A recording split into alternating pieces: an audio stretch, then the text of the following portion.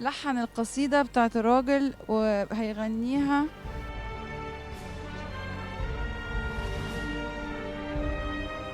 عمرو جهز أخيرا. إيه يا عم، فرحك ولا إيه؟ بقالي ساعة مستنية بره الحمد لله على السلامة. وتعبان ومش قادر وبتاع. قالوا لي الحفلة الأولانية وبعدين الحفلة التانية. الحمد لله. يعني اولا انا مبسوط بوجودكم والحمد لله بتوفيق من ربنا والناس بقى. عملت إيه عشان تقدر تيجي والله بقى وتقف؟ يعني شديت حيلي كده شويه الصبح وشويه نشاط وقعدت الحفله الاولانيه على الكرسي كده وكانت حفله حلوه جدا الحمد لله والناس انبسطت يعني الحمد لله. وإيه مفاجأة وائل التحفة دي؟ والله وائل ده انا بحبه جدا وبحب غني اسمعه. لنا دلوقتي. وحشتيني. لا ما هو عملها ارتجاله اصلا، هو كان يعني النهارده هتبقى مفاجاه كده فان شاء الله تبسط الناس. لا حلوة قوي قوي قوي. كمان الصراحه بيها انا بحبه جدا وائل ومبسوط كمان ان هو معايا يعني النهارده انا مبسوط بوجود وائل جدا جدا. عايزة أعرف عملت إيه من ساعة ما صورنا لغاية النهاردة، وقررت إزاي ترجع واقتنعت وحضرت نفسك نفسيا إزاي؟ هو انا الفتره الاخيره دي كنت بعمل كل الحاجات مع بعض، يعني انا كنت بباشر مع دكتور وكنت بباشر مع اخصائي علاج طبيعي وتدليك وحاجات كده لان كان عندي شويه مشاكل عضليه بسبب الزمن يعني وكنت في نفس الوقت بعمل افورت، يمكن بقالي كتير ما عملتش مجهود، كنتش بتحرك كتير. ما جربتش النهاردة إنك تقف شوية على المسرح؟ وقفت والناس في اوقات كتير وقفت في البدايه دخلت جري اصلا في الاول كده ساعات وفي ناس كتير جابوا لي ورد فوق يعني كنت واقف معاهم النهارده. شايفة بصوا يا جماعة وردة قد إيه، وإحنا والله جبنا لك وردة بس متأخر وادينا. ربنا يخير. الناس كلها فرحانة بيك وإحنا فرحانين بيك انا مبسوط ان انتم موجودين كمان بجد، وأنا مبسوطة قوي. اهتمامك ومتشكر. لا انا ولا بسال ولا حاجه ولا بقول له ازيك حتى، انا طول النهار اقول له عمرو اتمرنت. عمرو هو مش واخد على طريقتي خالص. خلاص عرفتك. واخد ان انا عمليه، ده عايزني اقول له بقى ازيك وعامل ايه واخبارك ايه وكده. مش كلام انت يعني مش كلام جانبي. أنا شخصيه صعبه أنا تتفهم. أنا بغض النظر عن الموضوع ده بجد انا بشكرك على اهتمامك الحقيقي ان انت كنت دايما اهتمامك يمكن ما بيكونش بالسؤال قد ما هو اقدر اقدم لك ايه واقدر اعمل معاك ايه، فانا متشكر جدا على وجودك.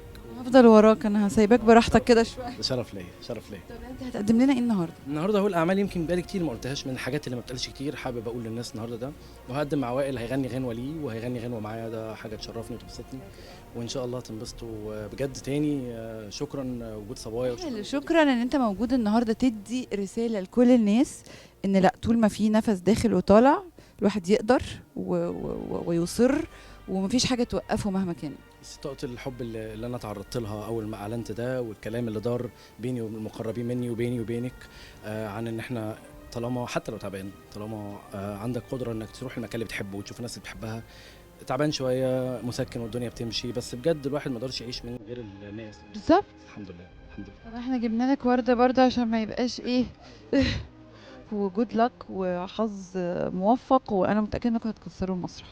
دعواتك.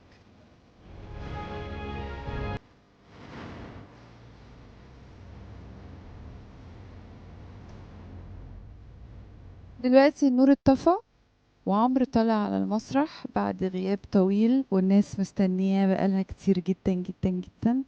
لحظات لطيفة جدا جدا والناس في انتظاره زي ما شفنا كم من الناس اللي موجود. حازم هيوريهولكوا دلوقتي. وعمرو منتظر اهو على جنب. تحس ان هو قلقان زي ما يكون اول مرة يطلع على المسرح. و نبتدي دلوقتي. عمرو داخل دلوقتي على المسرح. يا رب يا رب يقدر يكمل، يا رب يقدر يكمل الآخر يا رب، عشان مش عايزاه يحبط.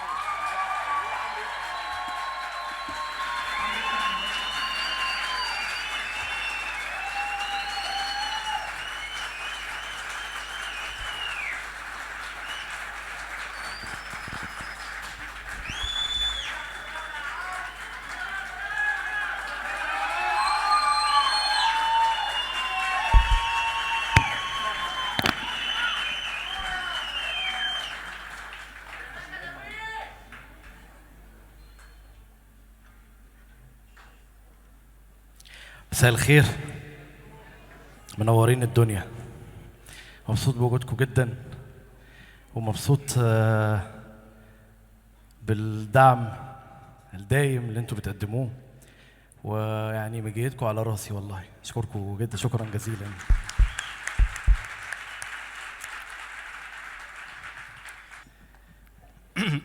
خمس مشاهد من حياة إنسان.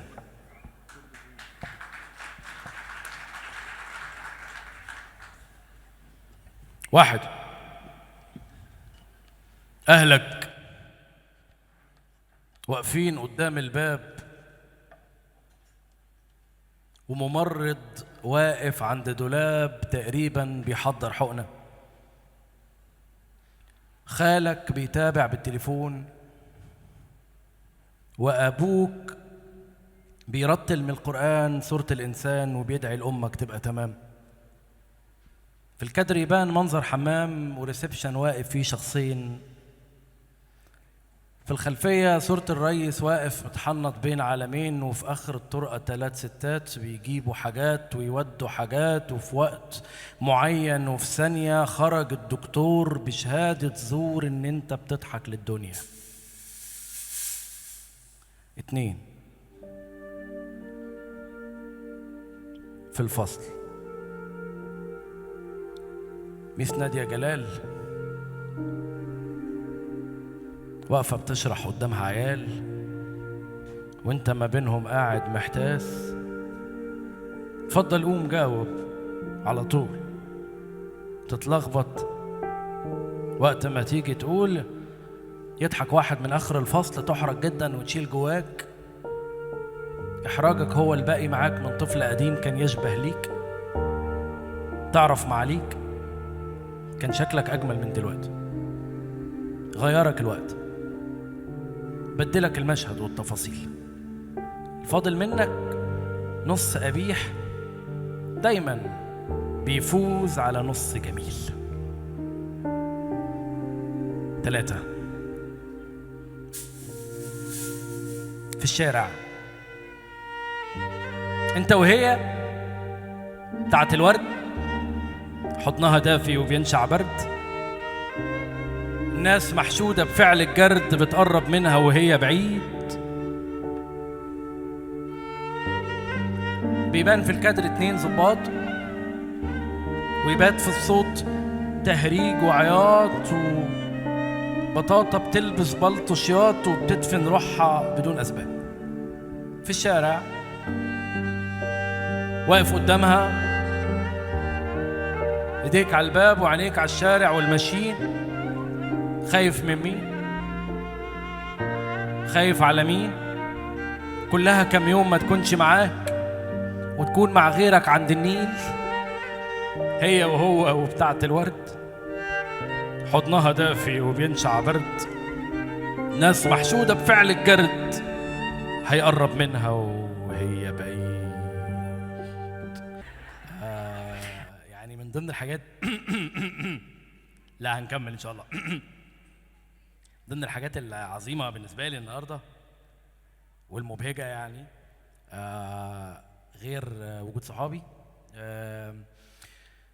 يعني وجود شخص عزيز على قلبي جدا، وواحد من الفنانين المهمين قوي قوي قوي، بمعنى كلمة مهم مش مجاملة ليه، لكن هو ده إذا كانت كلمة مهم موجودة فبتستخدم اللي زيه، لأنه أنا كنت من سمعته وهو يعني مبهر جدا. الناس اللي بتسمعه أول مرة بتحبه، تتعلق باللي هو بيعمله، وقعدت وقت طويل أسمعه. وبعدين في مرة من المرات بعت له رسالة قلت له أنا يعني أشوفك وأحب أشوفك وبتاع، فأبدأ تواضع جميل وعظيم يعني، وكان يعني متفاهم جدا. في أول لحظة قال لي أنت فين وأنا عايز أشوفك، وشخص ودود جدا جدا جدا يعني.